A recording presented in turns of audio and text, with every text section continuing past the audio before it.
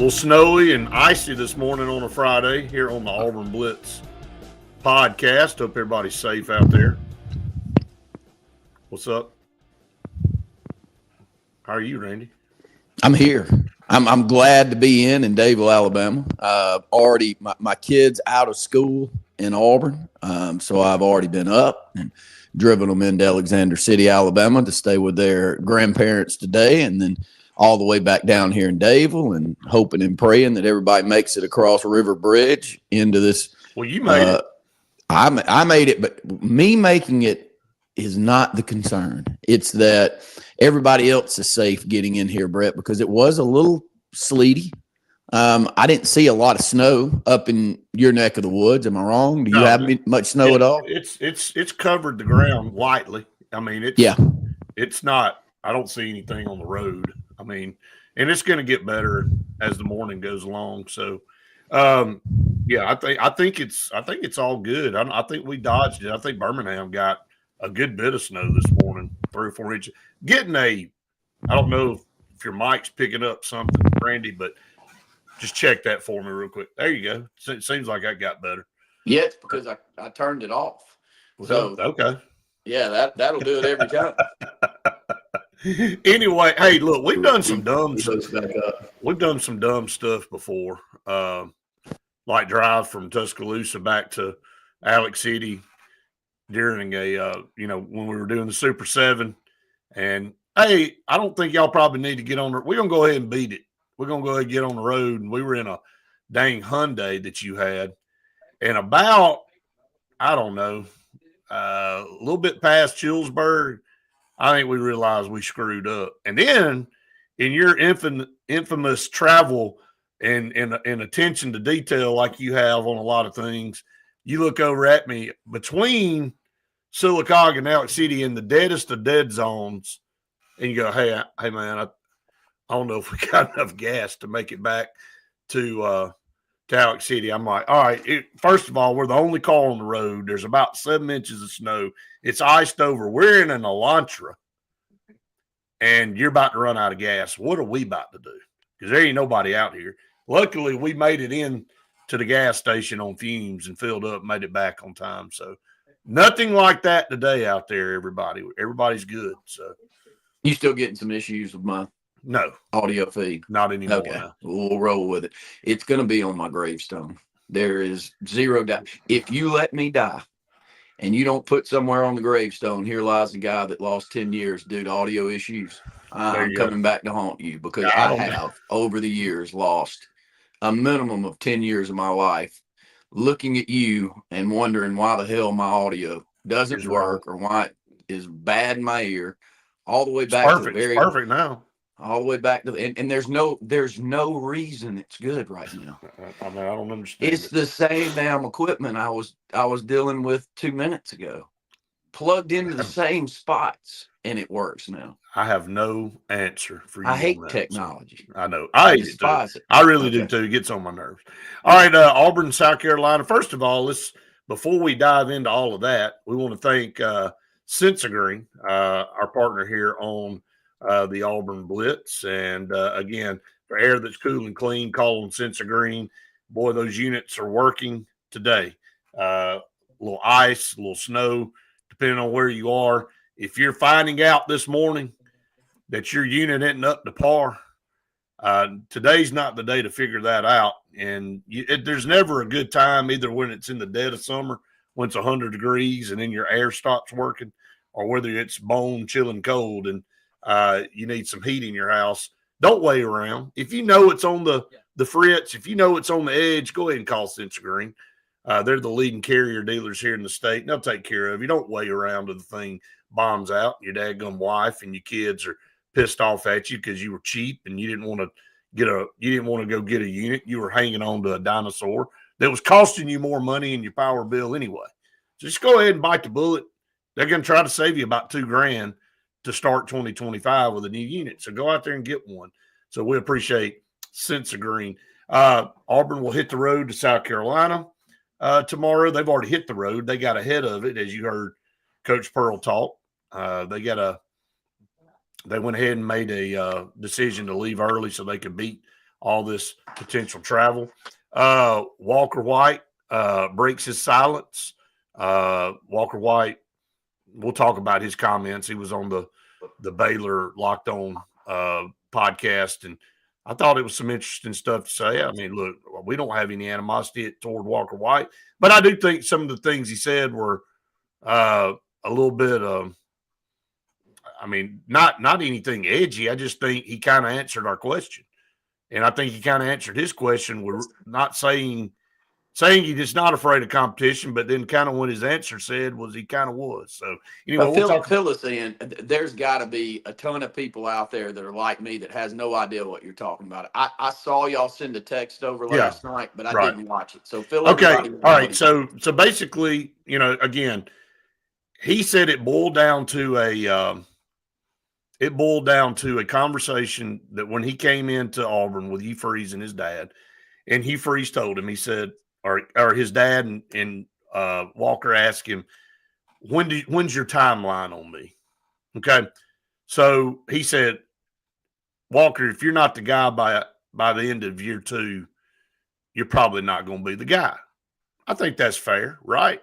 And I think when you bring a guy in that's as highly touted as him, and you try to ask a coach for an upfront answer, and it's hard to tell.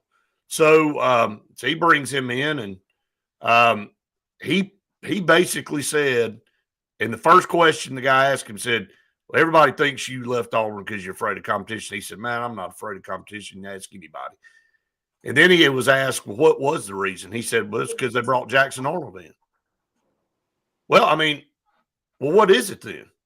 All right. I understand. Hey, hold up.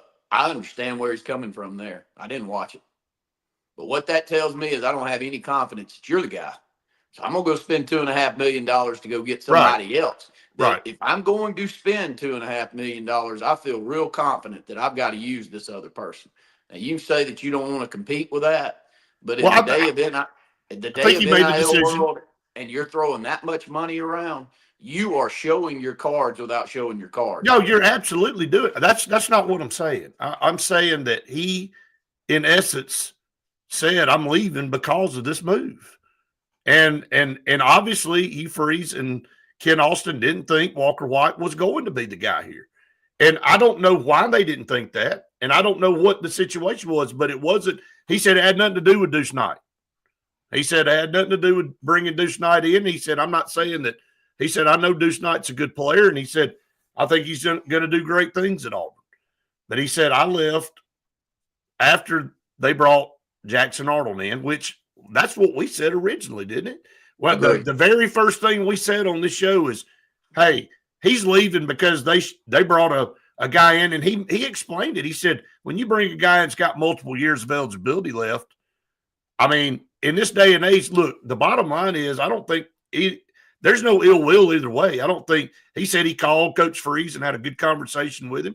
He said the quote he had was taken out of context with the guy that interviewed him, and he explained what he said, which I thought was really good. So he doesn't have any ill will about – and he didn't have anything bad to say about Auburn. He said, now I've got to figure out how to beat Auburn. He said, that's my goal now that I'm at Baylor. And he said, look, I want to play in the NFL. And he said, I haven't had any film in 2 years. So he says, I've got to get somewhere that I feel like I could come in and play. And he said, that's why I chose Baylor. And he said, Baylor was in my top 3 coming out of high school. And he said the other school he was looking at was Cal. And so there you go in a nutshell. That kind of sums it up for all of you, so you don't have to go through 30-something minutes of watching him talk. But that's the truth. And again, there is no animosity there. It's people making decisions that they feel like are best for them or best for their program. That's what Hugh Freeze and his staff did, and that's what Walker White did for himself personally. So that's it in a nutshell. I agree with everything he said, and I agree with the decisions that Auburn and Hugh Freeze made too, if they made the decision that he's not the right person. So I think you summed it up perfectly. Not a single thing was said that's not probably the way that you need to look at these things in the business environment that college football is today, Brett. It's forced people to do this, man. man, you can say that you're not loyal and you're not giving yourself a chance, and you can go down a list of a dozen things that would make you think that he should stick around and try to fight it out with those two guys. And I could get behind you making that argument. But the one thing I can't get behind is he's seeing a year in that it doesn't look like his skill set and what he's bringing to the table is what the current coaching staff wants at that location. Right. Doesn't mean he doesn't go somewhere else and his skill set doesn't explode and it match exactly. I mean, we've had it happen at Auburn with Nick Marshall. I mean, Georgia was never going to play Nick Marshall at quarterback. I think if you and I had to look back and decide if we could have Nick Marshall or someone like Nick Marshall as our quarterback every year from now until the end of eternity, I think we would take that, wouldn't at Auburn University. So I don't have any ill will here at all. I think that his comments were dead on, and it's one that the old school Auburn fans are totally disagreeing with everything coming out of my mouth right now. But we all got to live in today's era. And today's era is we just went on the open market and spent $2.5 million for a quarterback that we're bringing in from Oklahoma. That was one of the top recruits in the entire country 2 years ago. Correct. That it didn't work out for whatever reason at Oklahoma. And we went and spent the money to bring him in. He's got multiple years left. Now, you may say, well, why is Deuce Knight not running from that competition? He hasn't been seen for a year. You know, he hasn't been able to be in this Auburn program and have Coach Freeze see what his skill set is and see if it matches up exactly with what he wants. Walker White has. And for whatever reason, we didn't see much of Walker White at all on the field last year, even though it was teed up for him to be able to go and get some minutes. Bingo. And I don't think, look, we're not in a situation, and Hugh Freeze definitely isn't in a situation to say, all right, well, let's just try Walker White and see if he works out next year. That ain't gonna happen, man. Like, if he didn't 110% unequivocally know that Walker White was the guy coming in, he had to go get somebody because he screwed that up last year. He rode with Payton Thorne and didn't go get Cam Ward, and you see what it got him. You see where he is right now. He's on ESPN and about 2 or 3 other hot seat lists, and he's in the top 5 in all of them, along with Brent Venables and some of these other ones that we went over. And it's, look, he made the decision. He decided to ride with the quarterbacks he had. And again, no shot at Walker White, but Walker White had his opportunity this year probably more than ever because there was never more instability at the quarterback position than this year. If he was the guy, man, I think they would have handed him the reins immediately, but he wasn't even the second option off the bench, man. Hank Brown was the second option off the bench. He was third string. And I kind of said that last night. And, you know, I know it was in context. And he said, you know, it's my job now to bring Auburn L's, you know, and to beat Auburn. I know we're playing first next year. And he's talking about Baylor. But here's the deal. At this point in time, I just think that, you know, let it all play out, man. And don't give any food for fodder to people that, you know, are trying to look for something to get you on. Just go to Baylor, and I hope you're good, man. Seriously. Well, and I hope he's not good against Auburn. But I don't think. Let's say this though, he's on a Baylor show like ours right here, so he's talking to Baylor people. Absolutely. So it's not like he was on a national network giving his explanation on what went down. Oh, he was on a Baylor show giving his explanation. Right. And of course, what he's going to say there is veered toward wanting the Baylor people to understand what happened here and why he made the move. So, I mean, I have zero issue with what he did. I think he handled himself well. I haven't been able to watch it completely, but I bought into Walker White last year. You bought into Walker White last year. We were all very happy to have him. And the recruiting that he did for Auburn during that stretch of getting those receivers to buy into him being the answer at quarterback and talking that group in tells me, Brett, that I'm not going to come on here 12 months later when I haven't even really seen him get a shot to play and say that I don't think he's the answer. No, I don't know. But I'm not the one that's getting paid $7-8 million a year to make those decisions. That's exactly right. Is, and That's right. At a certain point, you've got to have the trust in him that he thought he needed to go out there on the open market and get a Jackson Arnold, and he likes what Jackson Arnold brings to this offense. And I'm 100% behind him right now till I can't be. That's exactly right. That's all you can do. That's all any of us can do. Outside of that, it's all speculation. All right, Wade said, when is Payton Thorne going to break his silence? I don't know that he ever will. Again, Payton Thorne was given every single opportunity in the world to be successful at Auburn. Nobody can slight Hugh Freeze there. That guy, he got benched after the Cal game for good reason.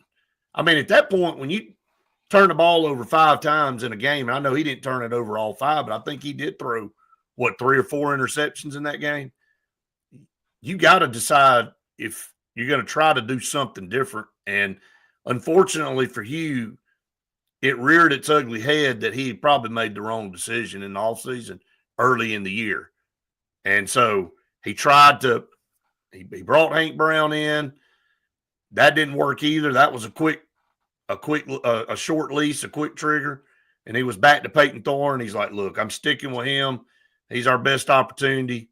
So Payton Thorne, I know there was some back and forth with him and Hugh Freeze, and they didn't see eye to eye, and the situation in Georgia and all that. But at the end of the day, he had the snaps. He had the opportunity. He was given the chance to go out and perform. And I think where Wade's coming, though, Brett, is where you're leading the end of what you just ran it on, is that the dysfunction that is going on in that offensive room for over a decade at Auburn University, when's that going to come out? When's he going to break the silence to say, look, does everyone understand how poor this has been led? Now, I don't know that he ever will, too. I think I kind of agree with you that he may never say something. I don't know what you gain. I don't know what you – at that point, you got to look at it from your standpoint of looking like sour grapes. I'm not saying he's not right. He probably could, and all these players could probably, when they leave a school, they can hit a podcast or they could get on a blog and say, man, that place, that was 2 years of hell. Listen to what we did on a daily basis, and look how out of touch he was and all this kind of stuff. But I think you have to take a step back, and from a professional standpoint, go, am I willing to just burn every bridge? And is anybody going to hire me moving forward if I'm going to unveil every single thing that went on behind closed doors? So I think you have to weigh what the positives and the negatives are there. Not to say that he can't come out. I think we've all heard, and I agree 100% what you said. I think that's exactly where Wade's going with this, is unveiling maybe how dysfunctional it was in that offensive game planning room. And I just don't know that he'll come out and ever say that. So we'll see.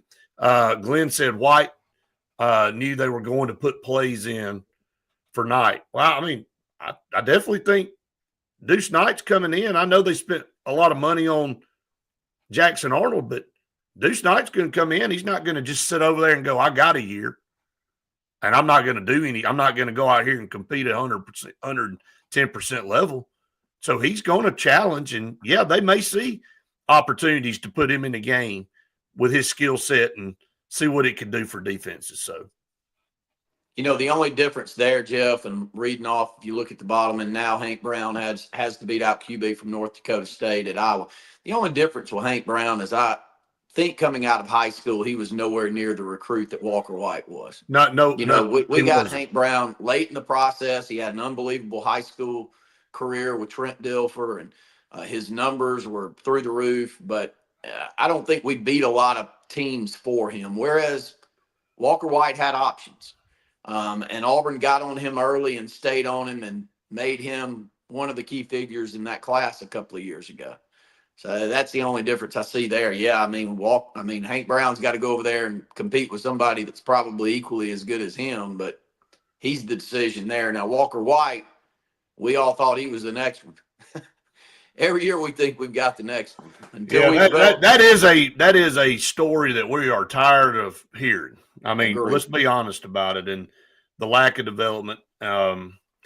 So, yeah, that's it. I didn't want to spend 20 minutes on that, but we did, and it is what it is. But Wade said I would like to hear his thoughts, what they were on offensive strategy planning and play calling. Yeah, I mean, I think maybe at some point in time he's on a podcast somewhere, and we see that happen from time to time.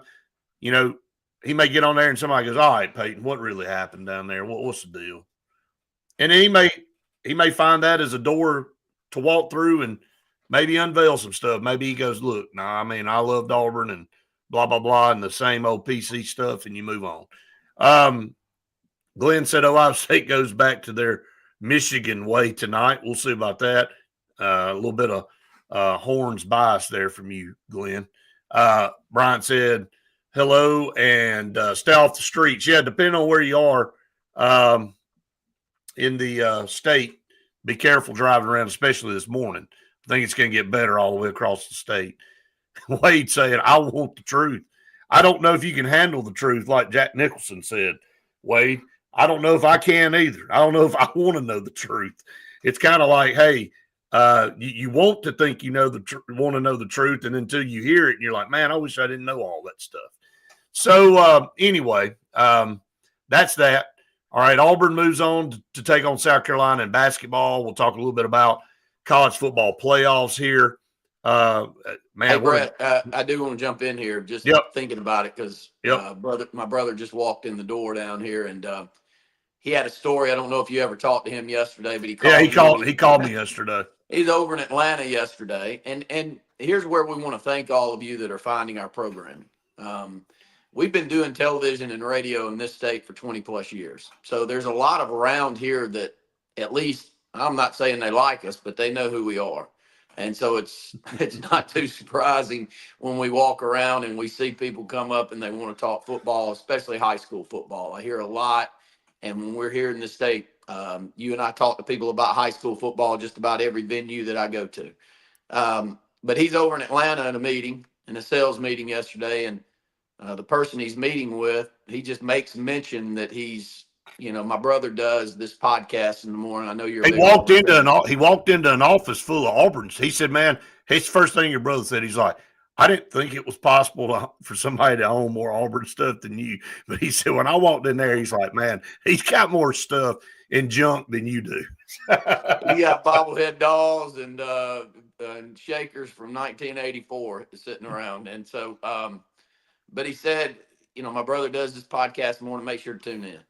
He said, "Who's your brother?" And he kind of put two and two together with the last name. He said, "Hold up, let me call my wife."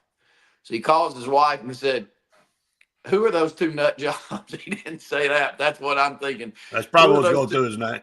Who are those two Auburn guys that y'all watch? And they said, Brett Pritchard and Randy Lee. And Craig said, "Lord have mercy." He said, what have I walked into? He said he heard it through the phone. He said, you know how somebody's got their phone turned up loud? He said he could hear the names. He's like, I can't believe what I'm sitting in. So the reason I tell that story is we are new to a lot of you. And we do like to shoot it straight, and we try to be very, very fair. And if shooting it straight sometimes comes off as negative to some, so be it. But we really do try to be fair and try to give, our real thoughts. The next check that I get from that college will be the first. So it's not that I want to bash them. I love Auburn University. I know you do too. I graduated from there. I've been a fan my entire life. So that's who we are. We'll keep saying that. I think that we do have to take a moment this first few months, Brett, and just let everybody know who the hell we are. No, I agree with that. A lot of them are tuning in and going, who are these two talking heads from Alabama? Yeah, you're exactly right. And I think what you said was perfect. We're growing every day on the podcast side. Now, we've got over 20 years of experience on TV and radio here in the state of Alabama with the AHSA and the Alabama High School Athletic Association network that we created. And again, we are two Auburn guys. We are, known in those circles too, because we've done other Auburn shows. We were the host for Sports Call for almost 5 years when that show died on the Vine, and they brought it back. The show went off the air.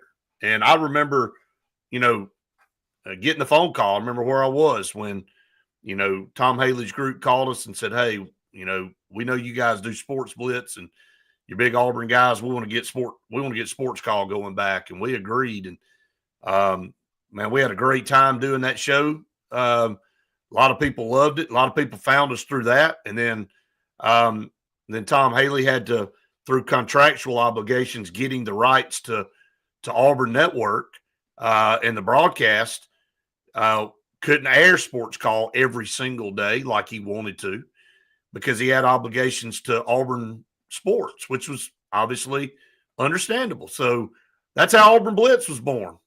You and I said, look, we'll start our own Auburn show. And it has been great. And it's because of all of you. And now we're on the podcast side and it's growing and we love it. And speaking of that, I am a man of my word. We're over 500. We're rocking and rolling towards 600 already.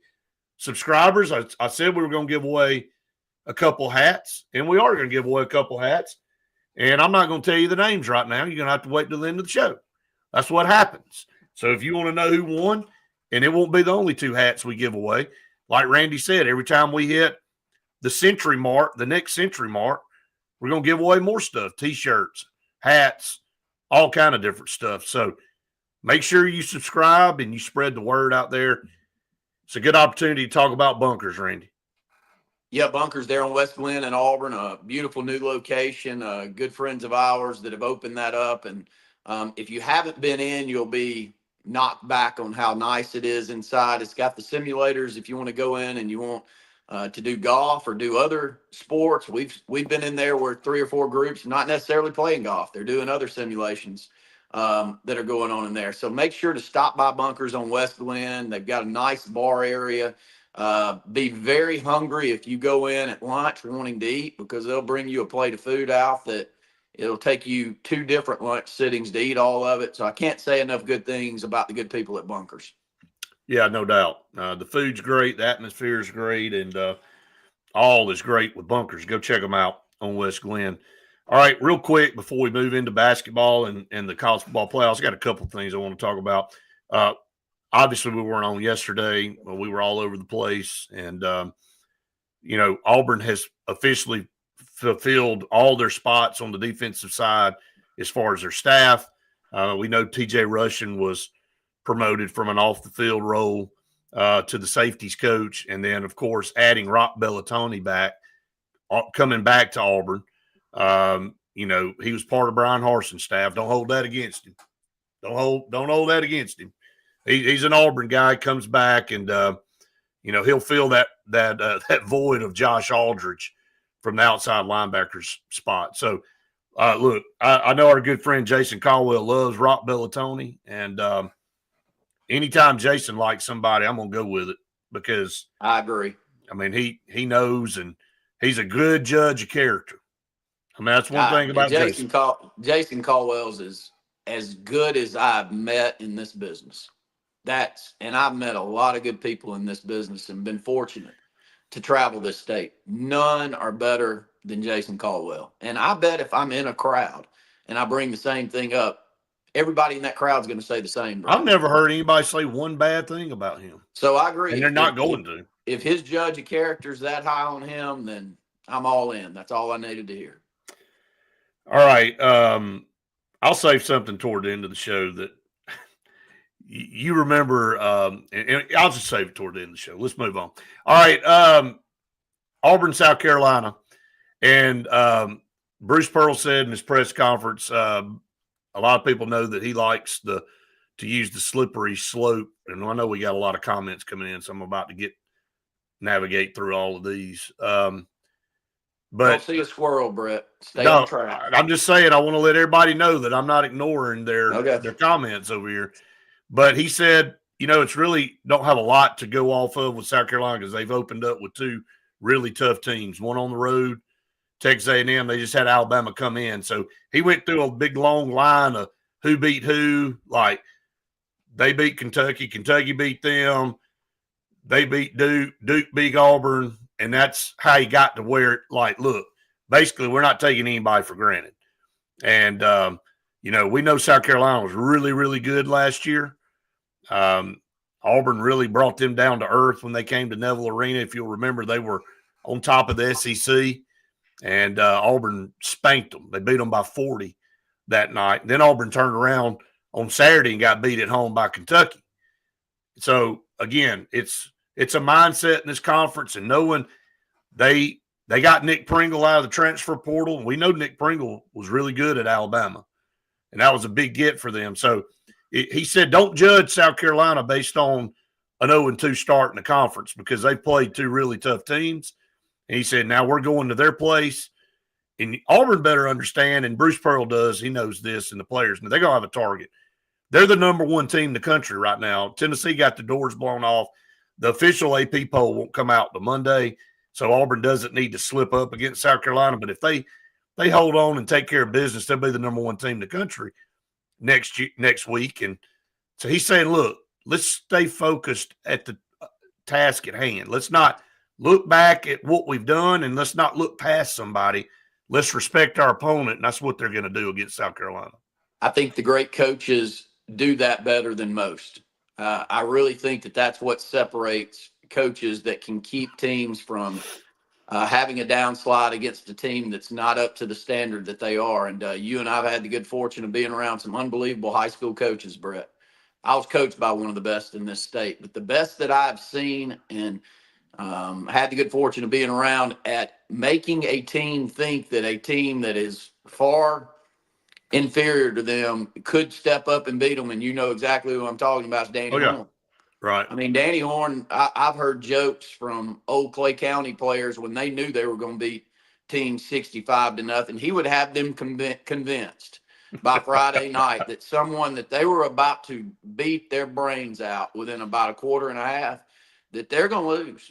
And the kids would be convinced that, man, if we don't play up to our standard, buddy, they are going to beat us, and we're going to lose this 56-game winning streak, and it's coming to an end to get somebody that lost 48-3 last week to another 2A team.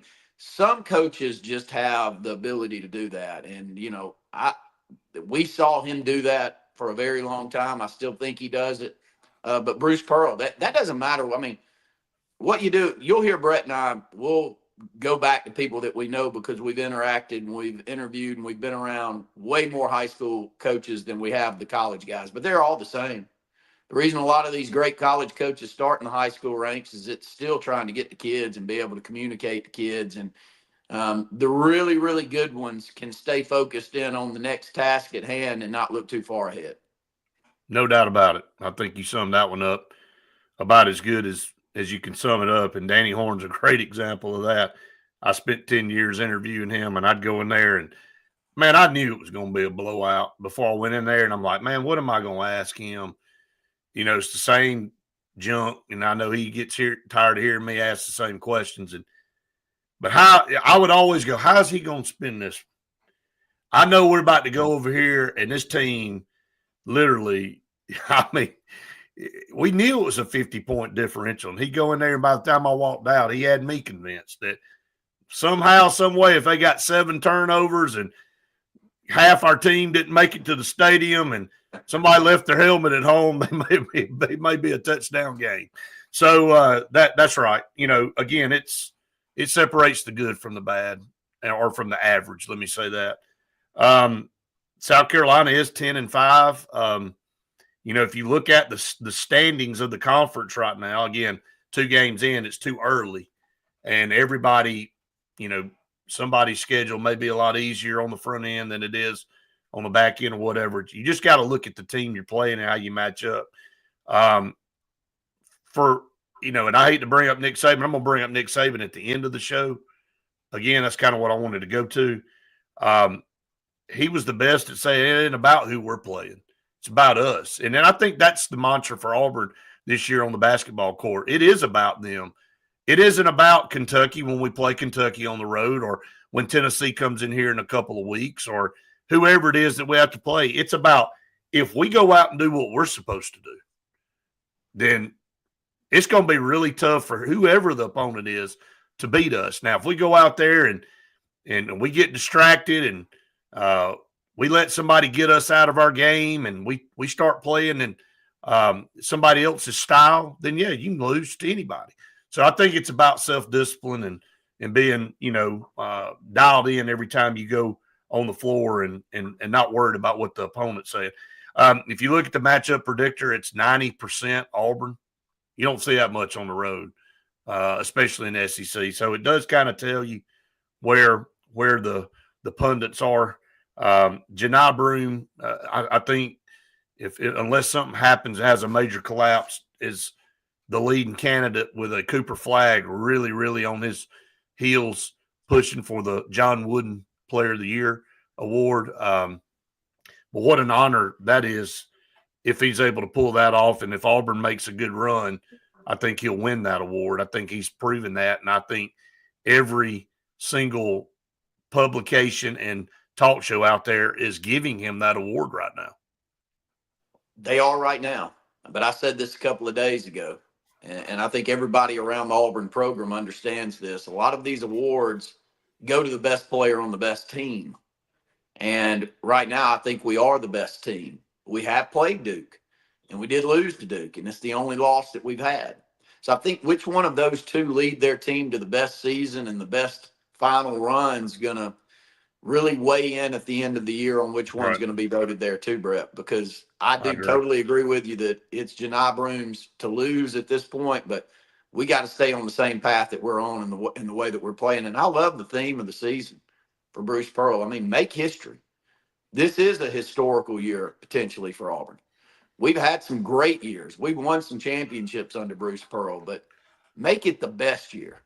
You know what I mean? I mean, there is something when you know you've got greatness around you and, the stars align and you've got all the right pieces in place and you got a coaching staff that has stayed intact, and you just have to take advantage of that. There's not many times in any of our lives where we've been involved in something where you point and you go, I know this is great.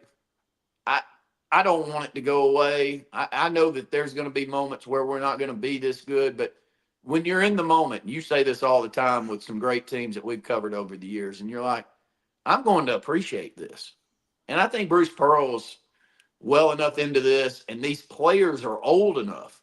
Most of the majority of this team that we really lean on to go win us games at the end like we did the other night, they're elder statesmen, man. They've been around this. They've been around. We've been good for a long stretch, but they've got to look and say this is the best we've ever been. So take advantage of it. Right. San Diego State a couple of years ago made that run to the Final Four with a bunch of older guys. Yeah. It's rare. It's rare, but Auburn's kind of in that situation. They've got some really talented young guys sprinkled in, but in this day and age of the portal, and Bruce will have his work cut out for him after this year is over, because you're going to have a mass exodus because guys have run out of eligibility, period. So you're going to have to revamp, and you're going to have some that you're going to still have a good number that'll be there, but you're going to have to add a lot. So the short of it is, like you said, going to be rare in this day and age of college athletics, the way that's set up now, to have a team put together where you have 10 seniors. I don't think you'll ever see that ever happen again unless rules change and some things happen. All right, some comments. We'll get back to it, and we'll bounce around this morning, football, basketball. Ed said the question was posed to me from someone in with Auburn football. How is the AU fan base going to feel when they find out it wasn't Freeze when it came to going after Cam Ward, Riley Leonard, and others? It was the power donors, and Freeze was the fall guy. Again, I don't really have anything to add to that. I mean, because I don't know. I'll just speculate because I don't have anything direct to add to that. I've had another story. I won't go into that, but it's conflicting with what that is. Yeah, and I think you're being unfair here because you have had conversations with people that you would lean on to make some of those decisions that are immersed in that context right there. Right. But I'll say this. Hugh Freeze as the coach has to sell what his needs are to those donors. Where I think Bruce Pearl has won the game with the Auburn fan base is his ability to go in front of donors, and we've been in the room many times, and his ability to sell what his vision and his needs are. Doesn't mean he gets all of them, but he's really good at relaying the message on exactly what I need. So the only thing I'll say with that, Ed, is how hard did Hugh Freeze push, and how much did he really think that he needed to go and get someone of Cam Ward's caliber in the offseason? I have my questions with that. I mean, and you say, why do you question? The reason I question is what he said directly on camera. He didn't feel like Auburn was in a place last year where they needed to go spend 7 figures on a quarterback. And he did say that. He said it directly to the camera. I thought we needed some other pieces before we go spend 7 figures on a quarterback, but we are going to go spend 7 figures on a quarterback. Now, he prefaced it with that. He said, look, we're by all means, y'all don't hear me wrong here, Auburn faithful. We're going to do that, and we're going to need to do that, but he didn't think last year was. Well, I think if hindsight, if you look back, you would go, that would have been money well spent. If we would have had that guy here, it would have probably changed a lot of the dynamic of the season. Look, everybody. It's a great question by Ed, though, because it would be one that if I didn't know a few of the conversations you've had, right, then I would ask the exact same question. Of course, right. And he said he got his information from somebody. And look, I'm not discounting that. I mean, look, multiple conversations can be had over time, and and things can change. Agreed. And and Hugh Freeze at the time may have said, I don't need him. And then he was convinced otherwise that, hey, man, you need this guy. And maybe he shifted his mindset and his thought process toward the end. I don't know. I mean, again, we're not there, on the inside having, direct involvement in those conversations, and nor will we ever. I mean, and none of us will be. John Paul said that we call it right down the line and everything else. I mean, that's what we try to do. I mean, we try to do that. I agree with Wade here.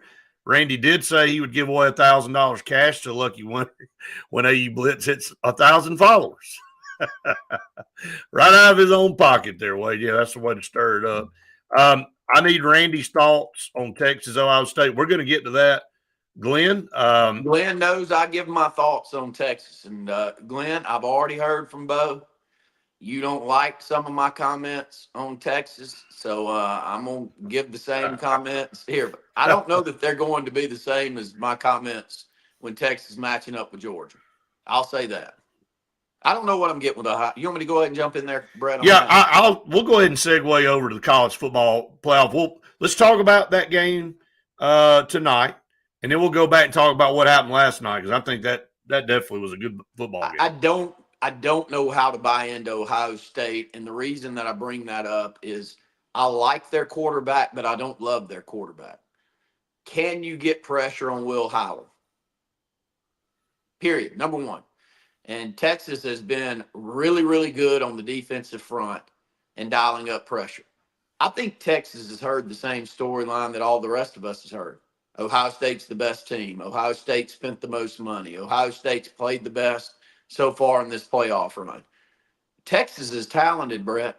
They haven't played up to the standard that we thought all season. But they still got a ceiling game sitting out there that we haven't seen yet. I think we have seen the ceiling from most of these other teams. I don't think we've seen it yet from Texas. So if I'm a Texas fan, I go in semi-confident here. Not that because I think all the money you're playing with house money here, Brett. Everybody thinks Ohio State's the best team. Everybody thinks Ohio State's going to run on and win this thing.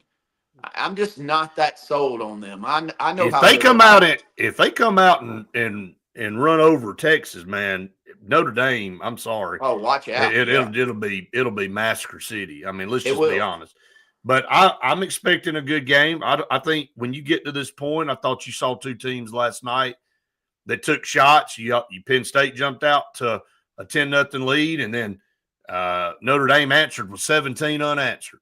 Okay, to take a 17-10 lead, and then Penn State came back with 14 to take the lead back, and then it ended up being the end how it ended up. I mean, with two quarterbacks. I mean, it was obviously you've been talking about defense for the last couple of weeks, and man, when it was sitting there at 10-0, I'm like, man, And I will say this, the defenses, I'm not taking anything away from their defenses. I think both have outstanding defenses, but those offenses do lack, and Kirk Herbstreit said that during halftime.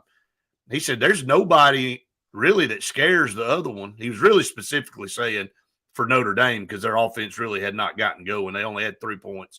He said, I don't think there's anybody that scares Penn State on the defensive side, a home run hitter. And I looked at it from a standpoint, I thought, man, I don't really see anybody on either side. I know 44 is a good player for Penn State, and he's a tight end, but the best 2 wide receivers for both of those teams were tight ends. KLS, man, if he'd have stayed at Penn State, would have far and away been the best home run option for either one of those teams last night. And he would have been a guy that could take the top off of defense because he did it here at Auburn this year. So I'm glad we got KLS, but man, he was on that Penn State team, and there ain't anybody on that team that Penn State has this year that was better than KLS. I'm just saying it. So he left voluntarily to come down here and play for Auburn, and I'm glad he did. I wish we still had him. Texas has got to expose quarterback play, got to put pressure back there, and we'll see. I mean, I think it's a 50-50 game tonight. I do. I hope it is. That's what I'm pulling for. Yeah, I'm not. And I think you've got to see the roadmap that was put in play by Michigan. You got to play them physical. You can't let the one-on-one matchups beat you.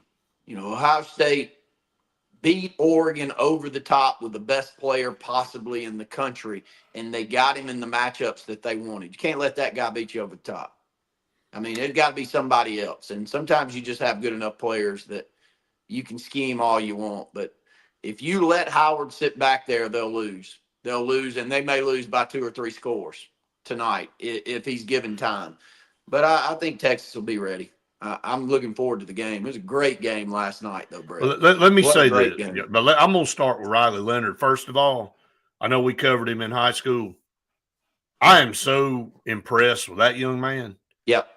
First of all, his faith, and he doesn't make – and it's not fake, man. It is hard not to pull for the good guys, and he is truly a good guy. Sometimes you look over there – on some teams, and they're talented, and they're a prick, and they're an a-hole. And you're like, man, it is easy to pull against that guy. I love it when bad stuff happens to them because they deserve it. Indiana.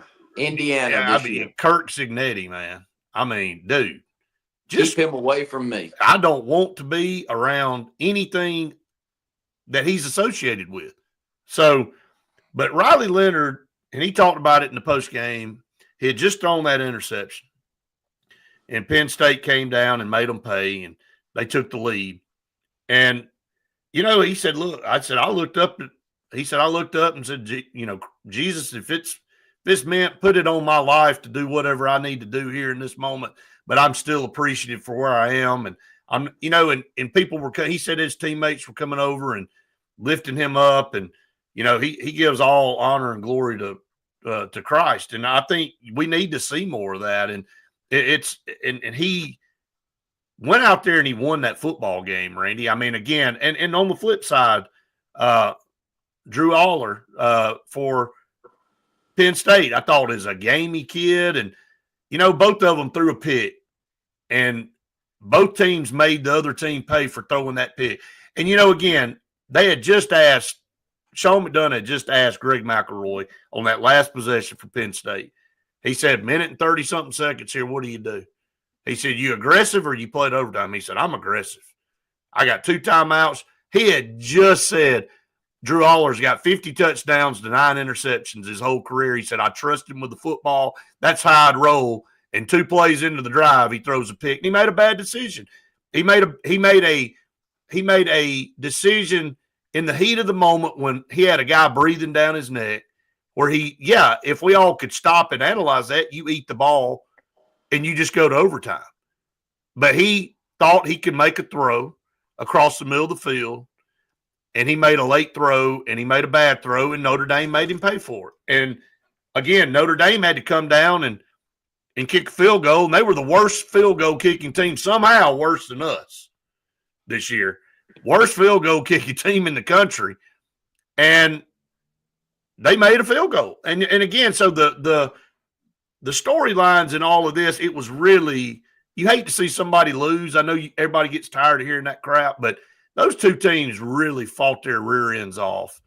And that was a good football game. And all we've done is talk about how bad the college football playoffs have been and how the first round sucked and criticize the committee about how they got it all wrong. And I'm as guilty as anybody. And I still think there's a lot of flaws and they got to go back. But we finally got a good football game, man.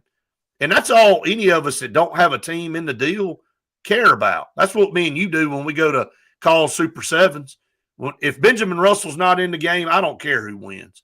I'm pulling for a good game that we can call that'll bring a lot of people in. And that's what the college football playoffs want to do. And they got that last night from two really good programs led by two really good coaches. I like Marcus Freeman too, dude. I like that guy. I like that guy. I think he is top notch all the way around. And I said it the other day, the biggest win in recruiting for Auburn was getting Deuce Knight away from that guy. I mean, to me, that was the biggest win for Auburn in this class. Oh, I totally agree. And had to be a tough sell and was a tough sell. So I hope for Deuce Knight's sake that he made the right decision and we develop him up to the standard that he deserves. Because when I watch Deuce Knight play, man, if we don't get great development out of him, I do question what we're getting. But back to this game last night, Marcus Freeman, just a total class act. You put a mic in front of him, You're like, well, you keep talking. Keep putting a mic in front of him. Even in game spots where they put a mic in front, some are so immersed in the game that they come off as jerks. He doesn't. Right. He's just calm. I love the way he handles himself. And I know that he goes out, Brett, and makes mention, and look, I'm a white man up here saying this, so I think I'm going to say this. It is important that he's the first black coach to make it into the championship game. He doesn't want to take away any of the spotlight to his kids. No. I agree. But the idea that that's not a story, to me, is ridiculous. It should spotlight, and it does. Well, I think sometimes perception-wise, Brett, this world revolves around perception a lot of times. And when perception goes in a negative favor towards any race, any ethnicity, anything then when someone does step up and they do something that's outstanding, I think it does help perception. Right. No, I truly do. But another thing that really helps perception with Marcus Freeman is, again, every time you put a mic in front of him, you're like, man, please keep talking. Right. Keep talking, because I want to buy into what you're selling. Right. I think some pundits say don't talk it to death and make it all about that, because the person himself, like you say, Marcus Freeman's a quality person, no matter what color his skin is, no matter what anything else that you want to bring into it. Yes, it's a storyline for sure. The first of anything should be a storyline, but don't make it all about that. I think that's what some, even, black commentators and white commentators and whatever have said that. So look at the person. Okay, yeah, that's great, and we want to honor that, but look at the person. That's what I see. And Glenn comes out and says, hey, look, stop asking that as the very first question. And if you stop doing that and looking at everybody equally, and stop bringing that point up, then you start to crush that narrative and then making it all about that. But I hear exactly what you're saying, Randy, and I think you're right. I think it should be celebrated.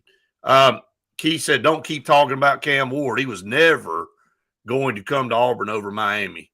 Chance to show out in South Florida. Look, Keith, unless you got some other information, I know who I've talked to, and I know what conversations were had. Unless the guy lied to me in my face, which could have, that's wrong. So he did.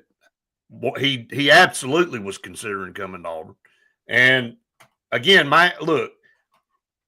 if you look at Miami's program, and yeah, he was on the map down there, but Miami's program hadn't. I mean, what have they done the last 3 or 4 years?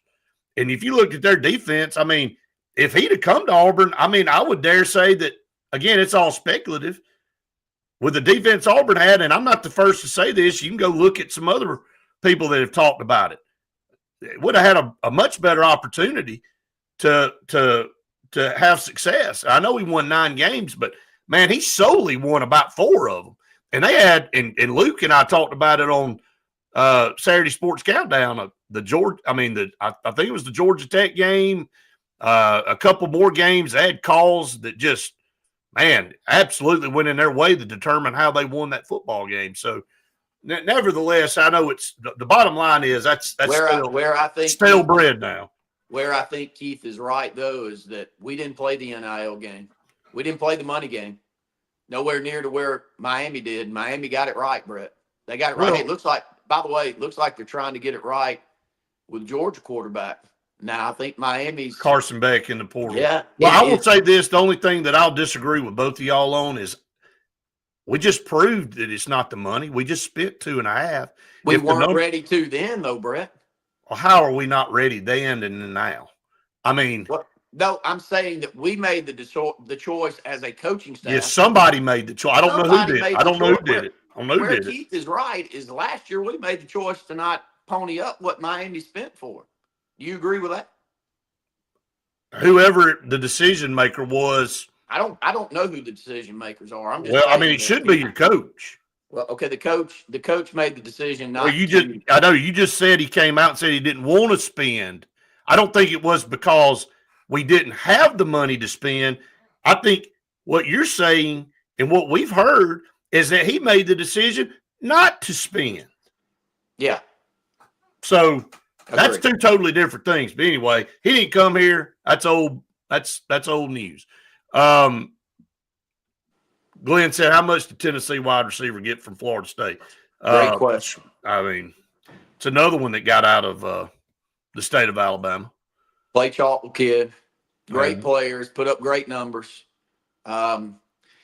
What's the open market? I guess the question is, what did Eric Singleton get from Auburn? Right. What's that market? A couple $1 million a year? I mean, I think that's what the market is? I would speculate it would be. And I think also depending on what you are in the portal. I've got On3's final top 10 portal rankings. And John Mateer was number 1. I think we all said we wanted John Mateer coming from Washington State. And he goes to Oklahoma, but Eric Singleton was number 2. So he was number 2 on the list. And then you got Zachariah Branch that went to Georgia from USC. And then you had the quarterback that, Lord have mercy, I don't know how you get in I guess you can get ranked this fast.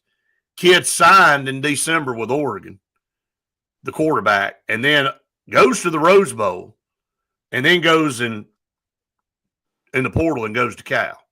I mean, do you really technically even count him as transferring from Oregon?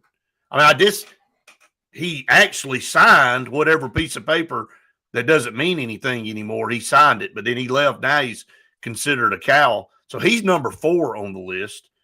Concepcion from North Carolina State that ended up going to Texas A&M, and Micah Hudson from Texas Tech to Texas A&M. So 5 and 6. So if you look at the top 6 guys, 7, if you count Deuce Robinson coming from USC to Florida State, Eric Singleton, Zachariah Branch, Kevin Concepcion, Micah Hudson, and Deuce Robinson, all wide receivers in the top 6 of the transfer. So think about how much importance is put on having some really good wide receivers coming out. And then you had one quarterback listed at the top up there. So, yeah, good points. I don't know. I think the open market's probably a big number.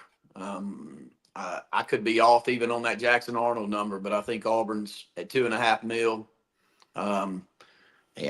Do you call that contractually for a year, Brett? I mean, I don't even know.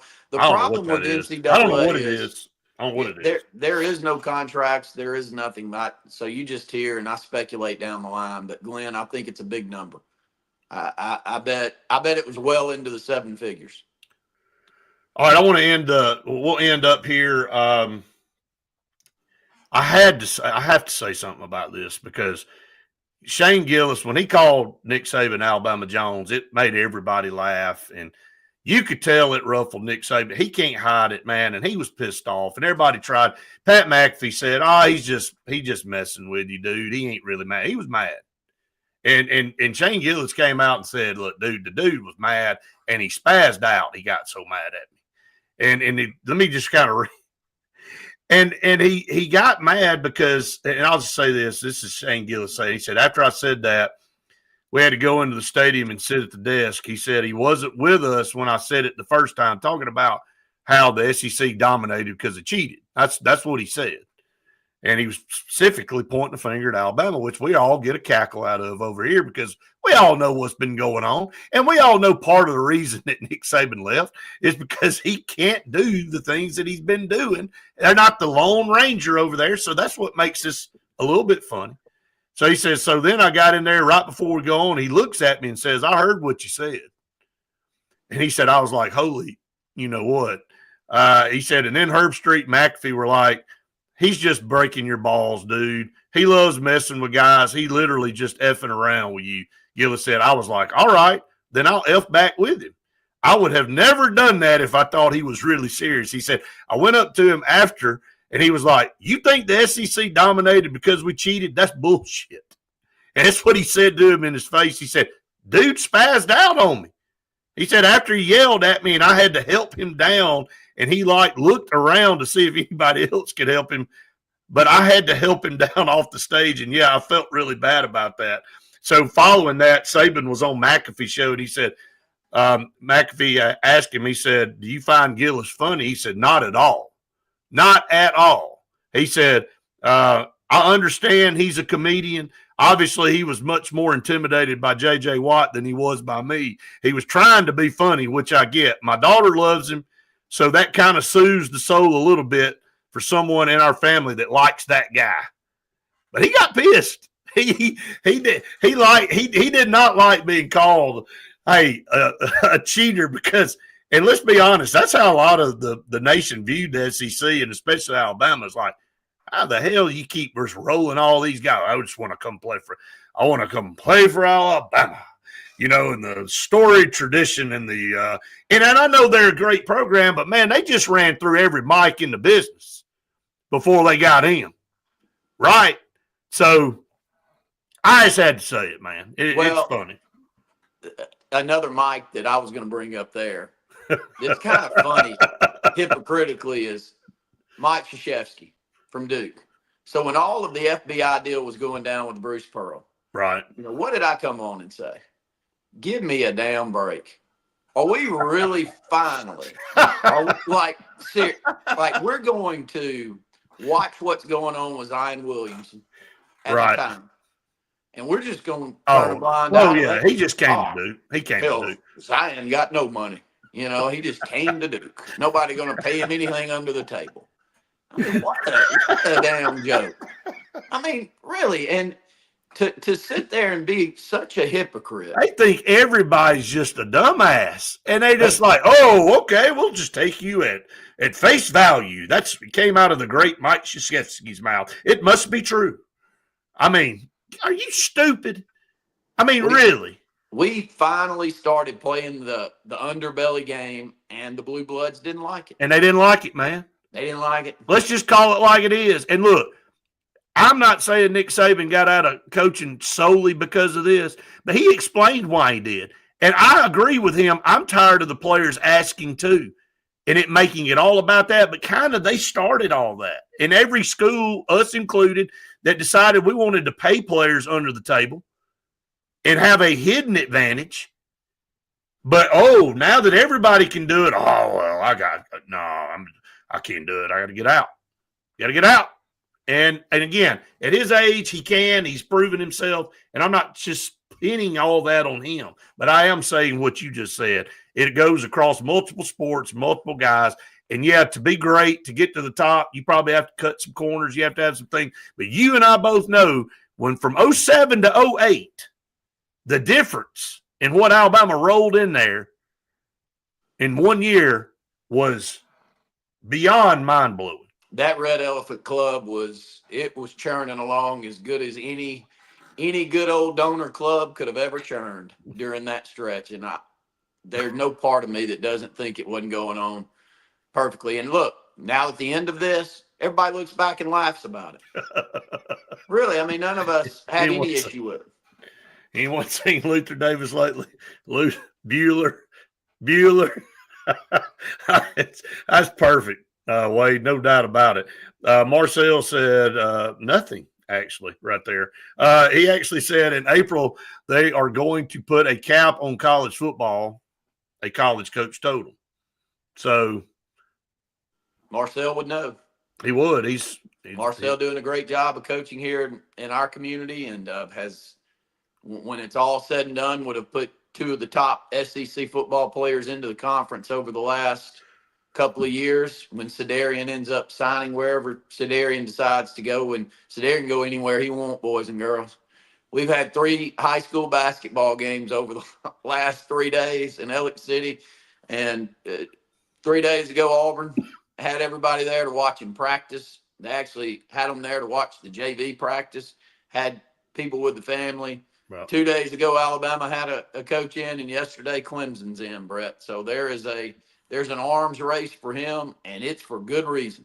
He's the number 1 recruit in the state of Alabama, and he's the one you want off the bus first. I'll say that. I will say that he just, our good friends over at Auburn 24/7, Christian Clemente and Jason Caldwell reported that Sedarian will be at Auburn Junior Day. Yeah, coming up. That's a big addition there, and he Auburn's is working as hard as anybody. Oh yeah, and they're right up the road, and he's got some connections there. We're going to try as hard as anybody. I like our chances. Our chances. And again, I think it boils down to wins too, man. Got to start winning. Mm-hmm. Hey, we can go back down that rabbit hole for sure. Wade said REC invented NLI or NIL name. You can flip it up. They both mean something, Wade, but I think he meant NIL. Thanks, good old boys, for sure. So, Glenn, of course, you heard Sedarian's going to Texas, and every other top 10 player in the country is going to Texas all at one time. So, hey, look, that's going to wrap it up for today. Again, we want to thank everybody. We do want to thank some more of our sponsors here, and I am about to give away 2 hats, so just hold on to your horses. I haven't forgotten about that. But we do want to thank some more partners here. Again, Sensor Green and Bunkers, but we want to thank Sign Source and Lee Apparel. Big day for us with Sign Source and Lee Apparel. We're closing on a new building in Auburn today at lunch. Excited about that. It's right there on Opelika Highway, next to Laredo's. It's an ABS building right now, and so high traffic area. So if you want to come by and work with us in the Auburn market, you're going to have that opportunity here in the short run. 256-825-0197 is our phone number. A lot of growth going on down here in Dable, from corporate apparel to athletic uniforms, DTF machine, screen printing. Bo's back there. Actually, Bo's not here today, Glenn. We're missing Bo today, but Bo and Henry normally back there wide open with screen printing. Tons of years of experience there, so calling us anything there. And Sign Source, from design all the way to installation, we can handle your next sign project from start to finish.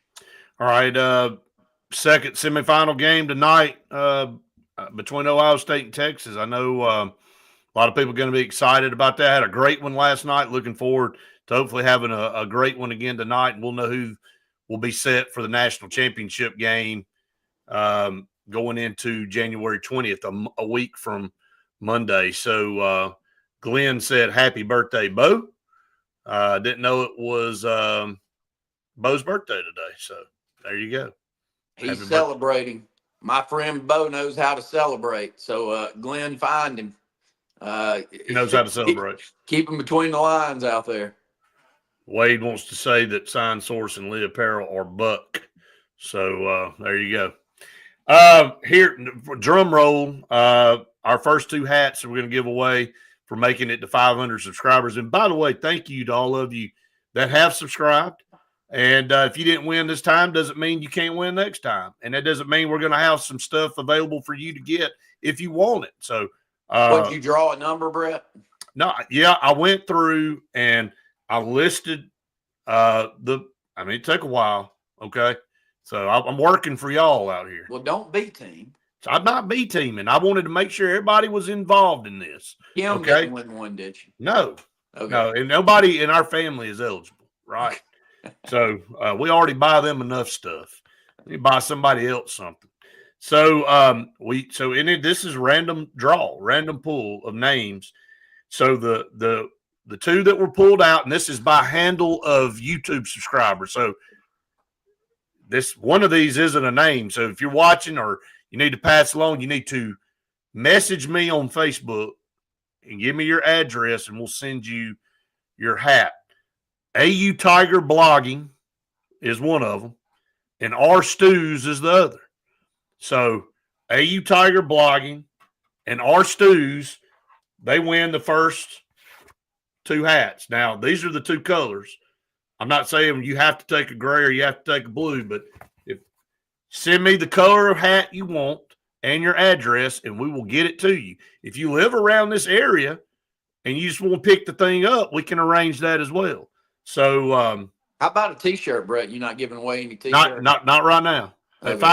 At 500, I'm gonna do two hats. Okay. So I got the T-shirt over here. I see it. People want to be chintzy, man. People think I'm being but no, I mean, help us. You know, you help us, we help you, right? That's how this thing works. So Sign Source and Lee Apparel can print bukus of these T-shirts at mine and Randy's expense. I'm not gonna spend my retirement on T-shirts to give to all y'all. I do love you, but I'm not gonna do that. So we are gonna give some away. Hey, and look, if we get this thing rolling, and you want to just say, the heck, I don't want to get drawn, I'll pay for one. We'll put up a. We won't charge you more than it just cost us to print the things, and you can have a T-shirt at that cost. So and a hat, by the way, we'll keep ordering them. We'll keep them in stock, and we want you to spread the word, and we appreciate it. So R Stews at AU Tiger Blogging, I'll make a post on that today, and that way everybody can pass the word along if they don't happen to be watching right now, or maybe they watch a little bit later on. So congratulations there. Our first two hats. We're already rocketing towards 600. Help us get there. We'll give away some more stuff, Randy. So we will have Auburn Blitz on today at noon. So looking forward to that. So make sure you tune us in there, and we'll talk some more about this and get you ready for the weekend. But a big semifinal game coming up tonight. Be safe on the roads out there. I think it's going to get better as the day goes along, but make sure you're safe out there. And if we don't hear or see from all of you before next week, have a great weekend, everybody.